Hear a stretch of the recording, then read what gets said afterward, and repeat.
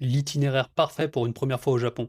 Je me suis retourné le crâne pendant des heures pour créer mon programme. J'ai scrollé des centaines d'articles de blog, j'ai vu 74 heures de vidéos YouTube et j'ai lu les 670 pages du Petit Futé Japon. Ça m'a grave aidé d'ailleurs pour recenser les spots, trouver les bonnes adresses pour dormir et pour manger, c'est hyper fourni.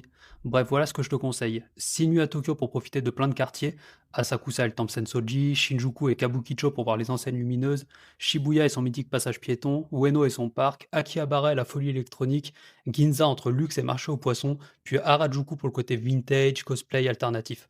Faudra aussi consacrer une journée au mont Fuji et aussi une journée pour Nikko et ses temples dans la forêt. 2 nuits à Kanazawa pour découvrir les Alpes japonaises et le Japon un peu plus rural, les villages classés UNESCO et les maisons avec des toits de chaume. 4 nuits à Kyoto pour faire un maximum de choses, Nishiki Market, quartier de Gion, Temple Kodaiji, Kiyomizu-dera, le quartier d'Arashiyama, Fushimi Inari, le pavillon d'or, etc., etc.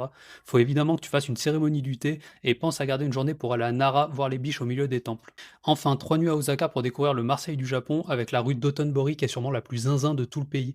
Toute la ville est dingue, même les temples sont fous, il y a vraiment une atmosphère qu'on retrouve pas dans les autres villes et depuis Osaka, tu peux aller à la journée à Miyajima, une île incroyable. Si t'as un peu moins de temps, tu peux zapper les Alpes japonaises, beaucoup de touristes n'y vont pas et faut forcément faire des choix. À toi de voir.